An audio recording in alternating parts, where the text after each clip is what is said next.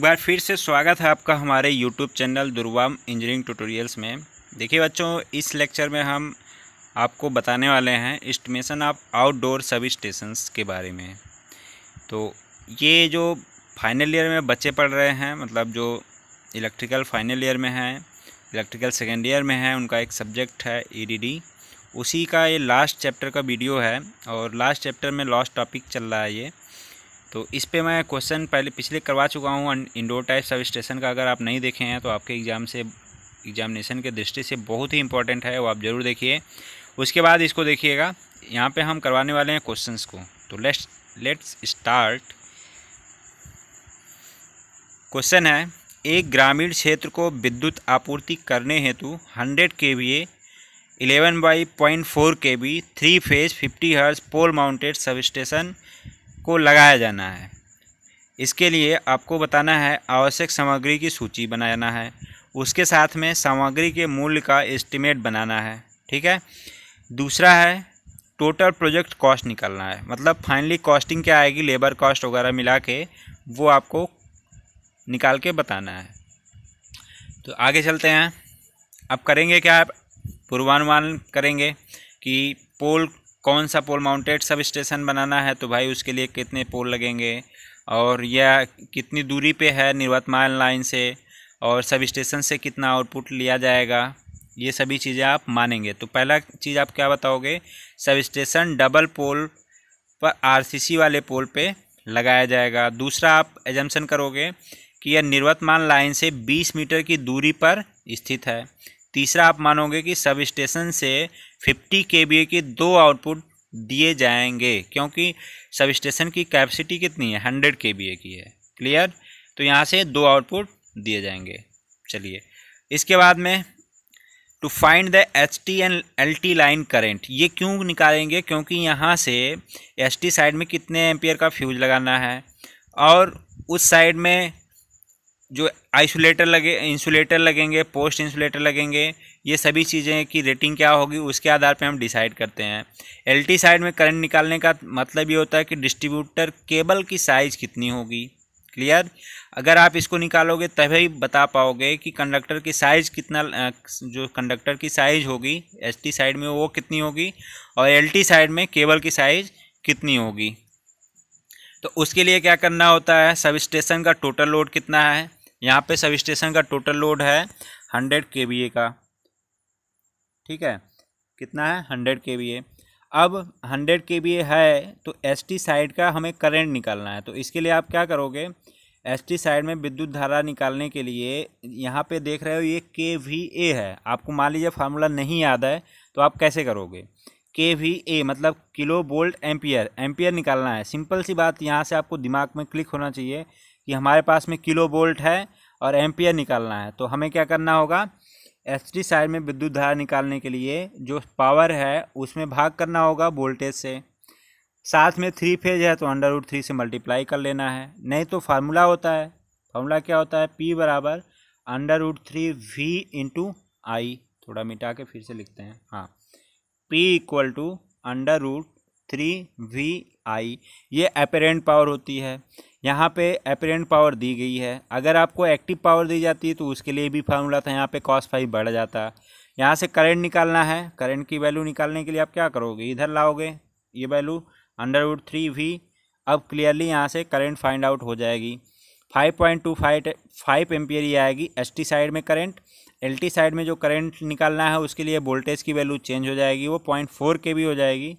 जब 0.4 kV हो जाएगी, इससे भाग करेंगे तो 144.34 एम्पियर LT साइड में करंट की वैल्यू आ जाएगी। अब यहाँ से हम कंडक्टर की साइज़ निकालेंगे with the help of data sheet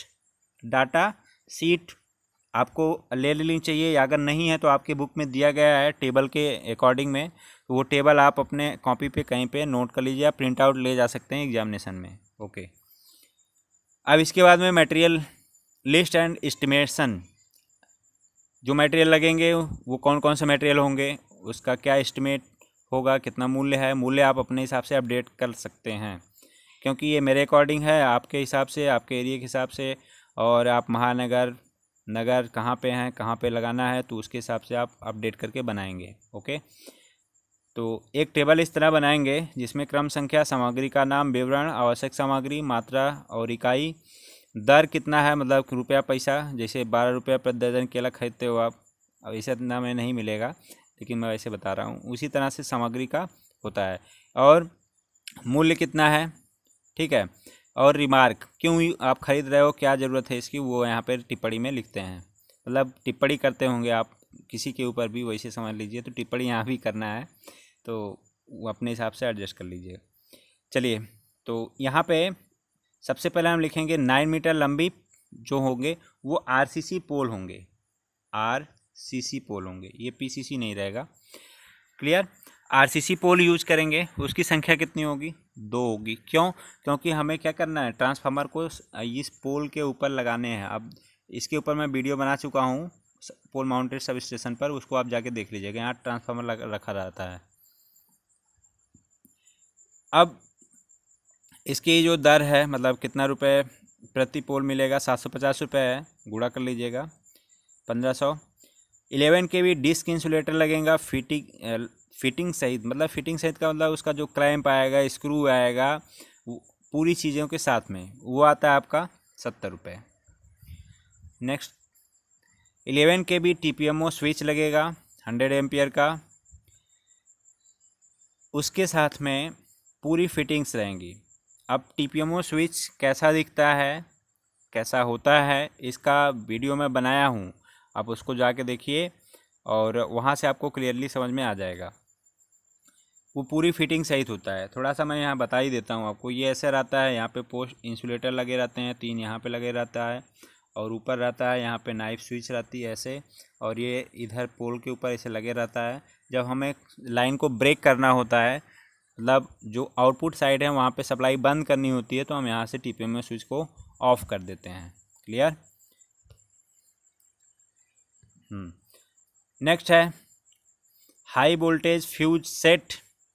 भाई 3 RYB है, उसके लिए क्या करोगे आप, RYB के लिए एक एक ले आओगे, तो एक सेट पूरा लगेगा। ये 100 kVA का 11/0.4 kV का 50 हर्ट्ज 3 फेज डिस्ट्रीब्यूशन ट्रांसफार्मर रहेगा। इसका मतलब क्या है, ये स्टेप डाउन ट्रांसफार्मर होगा जो 11 kV की सप्लाई को 400 वोल्ट की सप्लाई में कन्वर्ट करेगा। तो कैसा ट्रांसफार्मर होगा ये होगा डेल्टा से स्टार ट्रांसफार्मर। स्टार में क्या होगा, यहाँ से RYB और N, ये 4 फेज क्या करेंगे, फेज और 3 फेज और 1 न्यूट्रल निकलेगा यहाँ से। क्लियर। अब MS चैनल 125x65x8 mm का होगा। इसकी लंबाई 2.24 मीटर होती है। रुपया पैसा मैं यहाँ पे नहीं बता रहा हूँ, तो आप अपने हिसाब से मैनेज कर लीजिएगा। देखिए यहाँ पे 1 लाख रुपए, इसका 180 रुपये। और ये कहाँ पे लगाया जाता है, ऊपरी चैनल होता है, मतलब जहाँ पे इंसुलेटर वगैरह स्थापित किए जाएंगे, पोस्ट इंसुलेटर, वहाँ उसके लिए होगा। MS चैनल 100x50x8 mm आपका जो होगा, ये होगा।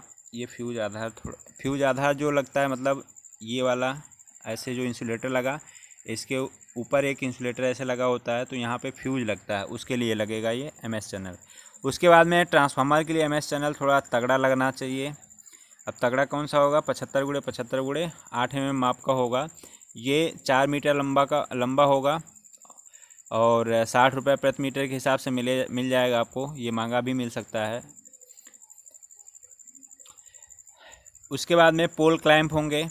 पोल क्लैंप टोटल कितने लगेंगे, 16 लगेंगे। कहाँ कहाँ लगेंगे भाई, अब सिंपल सी बात यह है कि जब आप उसमें पहले लेक्चर में आप देखिएगा, उसमें मैं पोल माउंटेड सब स्टेशन बनाने के लिए पिक्चर बताया था कि इसको आप अपने ड्राइंग शीट पे बनाइएगा। तो उसमें ढेर सारे ऐसे ऐसे करके 3-4 तो 2-3-4 तो वो लग गए हैं। आपका ये MS एंगल है, उसके ऊपर इतने ढेर सारे आपके पोस्ट इंसुलेटर, डिस्क इंसुलेटर, ये सभी लगेंगे। तो टोटल काउंटिंग जब करोगे आप, तो 16 आ जाएंगे आपके क्लैम्प। डेंजर प्लेट लगाओगे क्लैम्प सहित, ये एक लगेगा, किसी एक पोल पे आप बांध दोगे। बारबेड वायर लगाओगे एंटी क्लैम्पिंग के लिए। उसके बाद में स्टे वायर लगाओगे 4 सेट, दो इधर 2 इधर ऐसे, ठीक है। इधर लगेगा और इधर लगेगा, इधर लगेगा। उसके बाद में ये थोड़ा ऊपर गड़बड़ हो जाता है, हाँ। पाइप इंसुलेटर होगा, पाइप अर्थिंग बनाएंगे, ये भी मैं दिखाया हूँ वीडियो में कैसे बनाई जाती है, किस तरह से अर्थिंग करती है। ये 2 सेट रहेगा। लो वोल्टेज फ्यूज रहेगा, उधर आप एमसीबी भी लगा सकते हो, आपके ऊपर डिपेंडेंसी है। आप थोड़ा अच्छा चाहते हो फिटिंग्स तो एमसीबी यूज करिए, कोई दिक्कत नहीं है। ACSR कंडक्टर आप यूज करेंगे, किसके लिए? लाइन जो आप ले आ रहे हो 20 मीटर है, क्लियर। अब 20 मीटर जो है उसमें ये 4 वायर होंगे। 4 वायर क्यों होंगे? एक अर्थ वायर भी हम ले आते हैं, वैसे जनरली हम लगाते नहीं हैं। फ़िलहाल में अगर प्रैक्टिकली आप देखोगे तो नहीं ऐसा होता है, लेकिन हम यहाँ पे एस्टिमेट बनाते समय अपना काउंट कर लेते हैं। उसके बाद में आधार पत्थर है, आधार पत्थर लगेगा 2, जितने पोल लगेंगे उतने आधार पत्थर लगेंगे। सीमेंट कंक्रीट 1:4:8 के अनुपात में लगेगा। ये क्यों लगाया जाता है? जो पोल्स होते हैं उसके आधार को फिक्स करने के लिए। और 95 mm स्क्वायर का 3.5 कोर का केबल PVC एल्युमिनियम लगेगा। और ये किस लिए होगा? LT कनेक्शन के लिए। और इसकी लंबाई होगी 5 मीटर। 11 kV डिस्क इंसुलेटर लगेगा 3, 11 kV पिन इंसुलेटर लगेगा 3। अब ये डिस्क और पिन क्यों लगा है, इसका थोड़ा सा मैं ओवरव्यू दे देता हूँ। ये ऐसे जो क्रॉस आर्म लगेंगे यहाँ डिस्क लगेगा। और इसके बाद में सपोज ये हमारी लाइन है, मतलब ये आपका पोल है जहाँ पे ट्रांसफार्मर लगा है, लाइन इधर से आ रही है, तो यहाँ से जब आएगी तो डिस्क इंसुलेटर क्या होगा, ये इसके इधर, मतलब ये जो पोल है इसके पहले यहाँ पे लगेगा, तो यहाँ से ये सप्लाई ऐसे वायर ले आते हैं। क्लियरली। अब चलते हैं फुटकर सामग्री, हम अपने हिसाब से काउंट कर लेंगे कि उसमें 200, 300, 400, 500 रुपये जो भी रख सकते हो आप रख लो। मटेरियल कॉस्ट आ जाएगी 1,16,853 रुपये। ये टोटल आप कैलकुलेटर की सहायता से कैलकुलेट करेंगे एग्जामिनेशन हॉल में, कोई दिक्कत नहीं है, कोई नहीं रोकेगा। टोटल प्रोजेक्ट कॉस्ट निकालना है, ये क्वेश्चन का लास्ट पॉइंट था कि टोटल प्रोजेक्ट कॉस्ट कितनी आएगी। तो मटेरियल कॉस्ट टोटल नोट करेंगे, कितना है? 1,16,853 रुपये। लेबर कॉस्ट है 20% मटेरियल कॉस्ट का, तो ये आ जाएगा आपका 23,370 रुपये। अब टोटल जो कॉस्टिंग हो जाएगी इन दोनों को जोड़ने के बाद में, लेबर प्लस मटेरियल, ये हो जाएगी 1,40,224 रुपये। उसके बाद में ओवरहेड चार्ज लगेगा 11%। किस पे लगेगा भाई? ये टोटल कॉस्टिंग पे लगेगा। ये मैं बार बार बताते आया हूँ, ये आप गलती मत करिएगा एग्जाम में, इस पे लगेगा। उसके बाद में इसी पर कंटीजेंसीज लगेगा, इसी वैल्यू पर, ये वाली जो है वो आएगा 7,224 रुपये। अब हम टोटल ऐड कर लेंगे ये और ये, तो ये आ जाएगा 1,62,660 रुपये। ये टोटल खर्चा आएगा इस प्रोजेक्ट का। क्लियर। तो आपके एग्जामिनेशन में हो सकता है इस बार क्वेश्चन पुटअप कर दे, क्योंकि सेकेंड ईयर वाले बच्चों का सिलेबस चेंज हुआ है, तो फाइनल ईयर वाले बच्चे और सेकेंड ईयर वाले बच्चे ज़रूर इसको पढ़ के जाएँ। क्लियरली। अब हम चलते हैं लास्ट स्लाइड पे। तो thanks for watching this video. Like and subscribe share ज़रूर कीजिएगा। आप अगर समझ में आया तो लाइक कीजिए, अगर नहीं आया तो डिसलाइक ज़रूर करके जाइएगा। थैंक्स।